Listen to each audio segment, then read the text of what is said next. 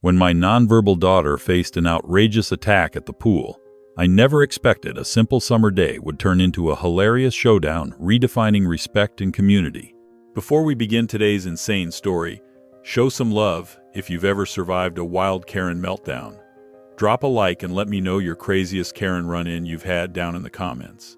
As the festivities continued to ripple through the evening, it felt like an unparalleled concert of joy, where laughter served as the main act. However, in the midst of this bliss, an unmistakable shadow loomed, the ghost of Karen Hargrove, a specter not quite ready to let go of her crown just yet. Samantha leaned closer, her sun-kissed skin glowing in the dusk. "You know she's going to plot her revenge, right?" she joked, arching an eyebrow as I shrugged, sipping my drink. "What is she going to do? Put a no fun allowed sign on the community pool?" The mere thought prompted an uncontainable fit of giggles, the absurdity far too rich to resist. After all, the idea of Karen swanning around with a hot glue gun and poster board was almost too ridiculous to fathom. But the enchantment of the evening had whisked me into a carefree bubble, one that was only exacerbated by Sarah's laughter mingling with the echoes of splashes.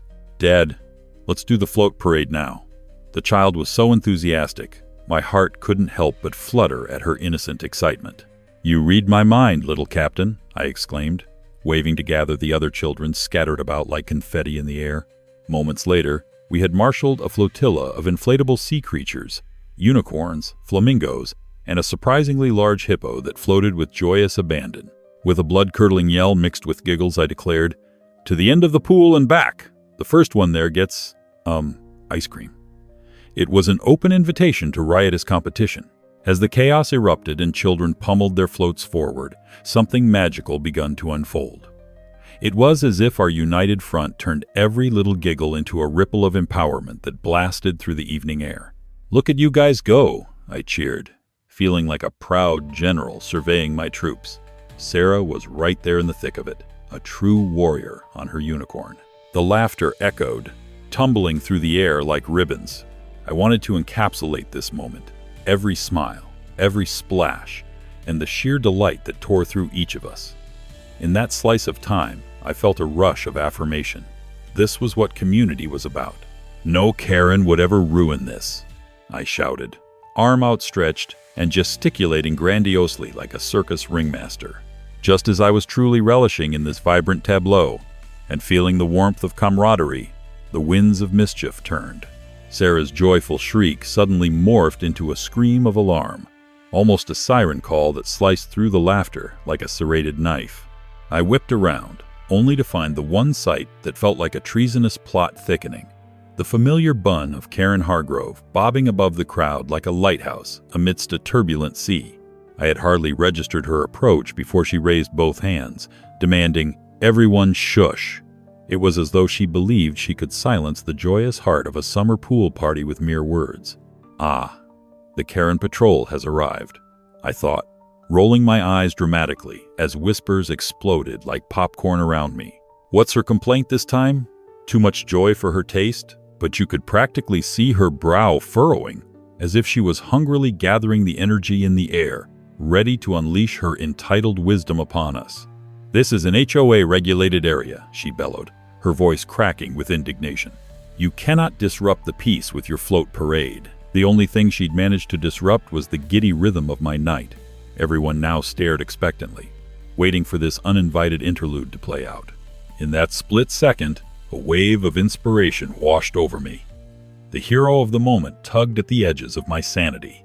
"Excuse me, Karen," I said, infusing my voice with a not-so-subtle degree of mock seriousness. "I was just reading your HOA handbook, and I believe there's a clause about how laughter improves neighborhood relations. So really, we're just following the rules."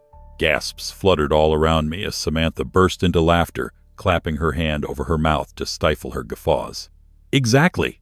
We're here to build community spirit, and studies show cheerful noise brings people closer together," she chimed in, raising her pinky like a detective with evidence. "Oh, just you wait, Ethan. You'll come to regret this little stunt," Karen shot back, her eyes narrowing to the slits of a determined cat ready to pounce. Yet, it only made the bubbling laughter palpable. fizzling with the unmistakable flavor of rebellion against her entitled temper tantrum. My heart raced at the thought of going toe-to-toe with her, buoyed by the sheer audacity of the lovely children enjoying a summer night instead of cowering in despair from her wrath. Somehow, a last thread of conviction compelled me, the realization that we could stand together. As a unit, we had the strength to shine brighter than any sour Karen could ever dampen. With that, as Karen stormed away with the indignant huff of a wilted balloon, the air exploded into jubilant cheers.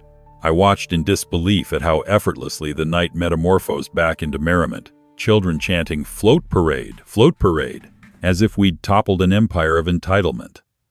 I caught Sarah's sparkling eyes reflecting the moonlight, buoyed by the thrill of the night and all of its hilariously ridiculous chaos.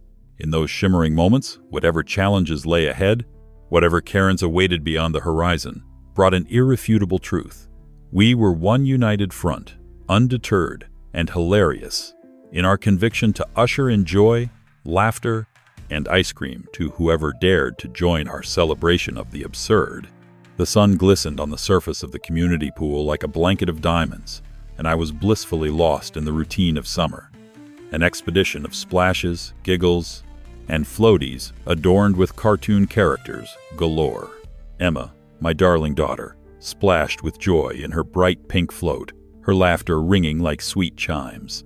This was our perfect Saturday morning, until, without any warning, Karen Hargrove, blossoming like the most unfortunate of weeds, arrived to crash the party like a bull in a china shop. She marched over, armed with her opinion and oversized sunglasses that screamed, "I'm better than you," as if they could work like a magical shield against any hint of empathy or understanding.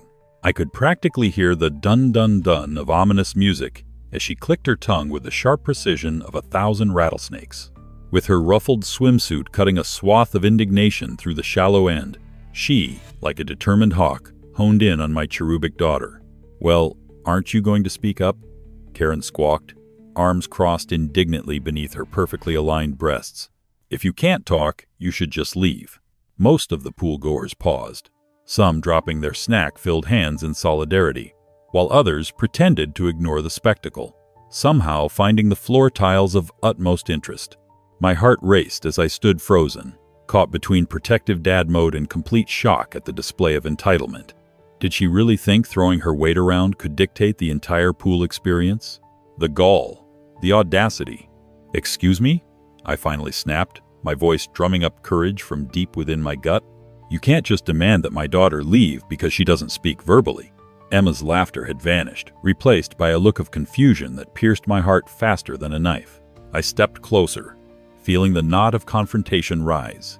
Pool spectators began rallying behind me like it was some cheesy sports movie montage, cheerleading for our side with whispers of "Team Ethan," and barely contained chuckles when Karen adjusted her sunglasses and looked like she was preparing for battle, or perhaps a particularly tense day at the office. "I don't think you understand how this works, Karen. People are allowed to be different," I added, channeling my inner superhero, which I preferred to believe had a cape hidden beneath my t-shirt. With a whirlwind of expressions flitting across her sharp features, surprise, indignation, and maybe even a hint of confusion, Karen looked as if she'd just bitten into a sour lemon. "I am simply suggesting that this pool is for everyone, and if she refuses to participate," she began. But the rest of her words evaporated as I interjected. "Oh no, no." This wasn't going to spiral into a debate on who got to voice their opinions on who belonged at the pool. I raised my fingers like an orchestra conductor, directing the performance of the day quite perfectly.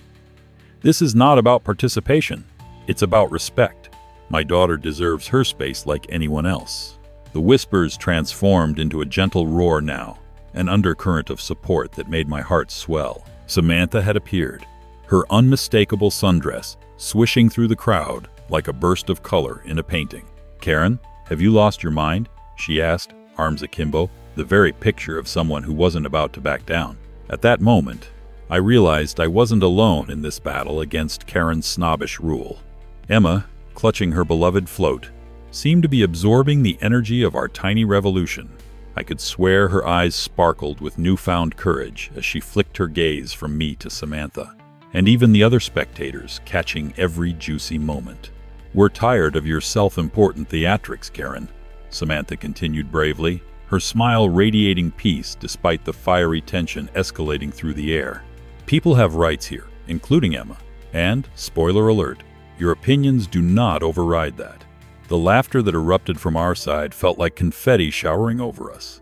I couldn't believe the warmth of the camaraderie so quickly enveloping us, like a giant pool float of support lifting us above the rising tide of Karen's entitlement.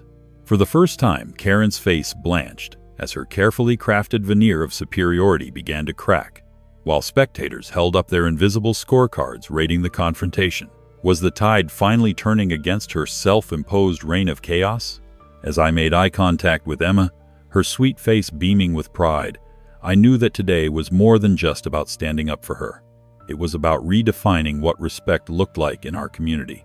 Karen's head swung back and forth, visibly grappling with possible escape routes while desperately racking her brain for a comeback that wasn't about to topple over like her confidence. "This isn't over, Ethan," she huffed, sparking a flurry of nervous giggles from the crowd. But I was ready for the unexpected, reveling in the camaraderie surrounding us, and I smiled back defiantly. "No, Karen, today is just gearing up to be a lot more fun." What would she do next? Would the drama unravel further, or would she finally retreat, deflated? Well, folks, stay tuned, because this was far from over. With Karen's acute discomfort palpable, I saw the gears in her mind grinding to a halt as the crowd rallied further, spurred on by Samantha's dazzling rhetoric. It almost felt like a sporting event at that moment, cheers rising up from the gathered pool-goers, as if we were an upbeat team vying for a victory in a comedy of absurdity. "Team Ethan," someone shouted, quickly turning the air of tension into a jovial spirit. Meanwhile, I imagined my favorite snack, the humble popcorn, popping with joy at the spectacle unfolding right before it. Karen, however, looked utterly unamused. It was the kind of showdown that only happened on reality TV, and oh boy, was I glad to have a front row seat. "Look, I just follow the rules, okay?" Karen huffed, drawing her shoulders back in a manner akin to an armored knight preparing for battle. If she isn't participating in verbal communication, she's clearly not using the space appropriately. As her eyebrows knitted into one glorious mass of disbelief, I couldn't help but think, does she know she's losing a battle she thinks she's winning? The absurdity was thick in the air, and I could see the expression on the faces of the bystanders morphing into barely contained giggles. There is something inherently funny about a grown woman floundering for control in the face of undeniable logic. Truth be told, I wanted to shout, "Social justice in action," but managed to rein it in for the sake of dignity, or whatever was left of it in this outrageous scene. Samantha, a beacon of unwavering joy and empathy, stepped closer, her smile softer now, yet equally commanding. "Karen, this isn't about rules, it's about understanding." The sincerity in her voice rendered Karen's defenses weak. Yes, the sun was shining bright, but nothing could outshine Samantha's spirit right now. Emma doesn't need anyone to validate her existence. She's already here. She deserves laughter, joy, and her floaty just as much as anyone. Each word from Samantha flowed with the eloquence of melodic poetry, contrasting starkly with Karen's somewhat outdated, gruff demands. Even the profound simplicity of the situation struck me hard. How had a basic act of swimming turned into a colossal display of entitlement and miscommunication? Why is it always the Karens of the world that think their opinions are the end-all, be-all? I wondered aloud, almost cheekily. There's a certain absurdity to the entitlement wielded like a weapon, and as whimsical as it was, it burned like a hot chili pepper in my stomach. On cue, a young boy in a floaty resembling a shark fin burst into laughter as he called from the edge of the pool, "Shark invasion! Watch out, Karen!" I couldn't help but burst into giggles as the crowd caught his playful spirit, erupting into a chorus of laughter that ranged from pure joy to incredulous disbelief. It was a minor skirmish in what had somehow evolved into a battle of the absurd, and I was here for every glorious moment. But even as the crowd grew supportive, rallying behind the banter and comedy, I sensed that Karen still hadn't fully conceded. Her eyes darted around the pool like a hawk spotting prey, looking for anything that might ignite a comeback. "So how does everyone feel about my opinion now?" she retorted. And for a split second, The audience dropped into silence, intrigued by this unexpected twist. It was as if she were asking us to grasp at her last lifeline. "Oh, Karen, do you require a participation trophy for that?" someone shouted, resuming the laughter and uproar. The entire atmosphere became electric with amusement, like we were on an amusement park ride, and she was hanging onto the last shaky bar. It was fascinating how quickly a community can bond over ridiculousness. I gestured to the supports that had rallied behind us, a warm glow swelling in my heart. "Emma, see how many people care about you?" I called, glancing back at my daughter, who now wore the cutest smile, her eyes lighting up like the 4th of July. In that moment, my heart swelled with pride as I realized this whole incident was about much more than swimming and silly rules. It was about embracing difference and standing up for one another. Karen may have fancied herself a ruler of this pool kingdom, but today we were the colorful rebels, sparking a joy revolution, floaties raised high. Finally, the absurdity of it all reached a delightful crescendo of resolution as Karen opened her mouth to speak and then promptly clamped it shut, probably realizing that she had lost the plot, like an unwitting star in her own budget horror flick, who has no idea the monster's lurking just behind. The crowd's laughter transformed into an empowering cheer at her expense, and it was as if they had all agreed to put a cherry on top of this already outrageous encounter. Karen had been knocked off her pedestal, and it felt fabulous. I exchanged glances with Samantha, who winked confidently, radiating pride. "Next time, there's got to be a theatrical encore," I mused aloud, thinking how I might sign up for moments like these in the best pool drama category. Even as Karen began backtracking slowly, the defeated look on her face, almost theatrical, one might wonder if she'd change her tune next time she hovered by the pool. Was it too much to hope for? Well, I was ready for whatever was next. And perhaps Emma's laughter would be the soundtrack.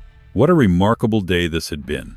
A hilarious reminder that entitled behavior often earns its ironic demise in the most unpredictable ways. Just when I thought the spectacle couldn't get any more outrageous, Karen, that unemployed drama queen in her tailored armor, straightened up as if she were rehearsing her big comeback. It was as if she flicked a switch, and suddenly it was high noon at the pool saloon. "Stand right there. I demand you to hear me out," she declared, as her piercing blue eyes bore into the crowd. Seriously? Did this woman think she was in a Shakespearean play? I half expected her to break into sonnets about her plight of being misunderstood. My buddies from the peanut gallery couldn't help but burst into laughter, echoing my own incredulous thoughts. If laughter truly was the best medicine, today's dosage was enough to cure all the ills of the world. Samantha sidestepped to stand by me, her confidence unwavering, as she took a deep, cleansing breath. "Karen, we're not here for a performance of Karen's Rules Apply," she said, waving her hand dramatically, as if conducting an orchestra. This only seemed to escalate the situation, and I braced myself for the inevitable carnage of words that was sure to unfold. At that moment, an ice cream vendor walked by, and I swear the rhythmic sound of the chimes rang like a bell signaling the dessert warfare as people turned their focus to the ice cream floats. I just had to stifle a snort when someone shouted, "Hey, grab a sundae, Karen. I think that might sweeten you up a bit." The pool erupted into laughter again. It felt like the town was uniting against a force of nature labeled entitled.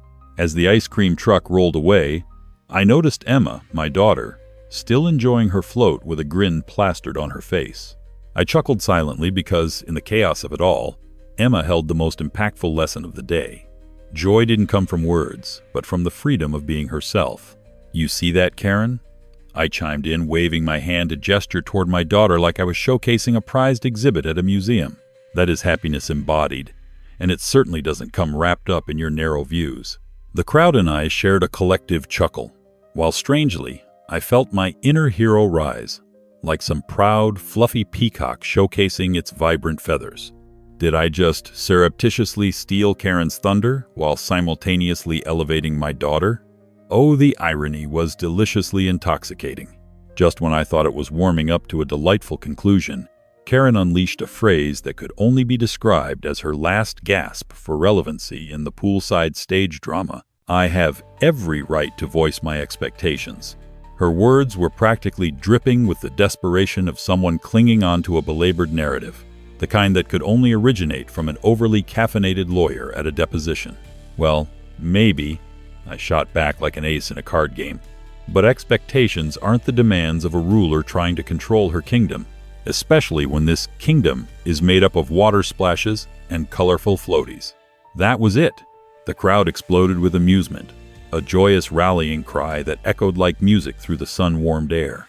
Now with Karen's expression resembling a cartoon character just had their favorite meal stolen, mouth agape, eyes wide, I paused to savor the moment, allowing laughter and disbelief to swirl like confetti in the air. What's next, Karen?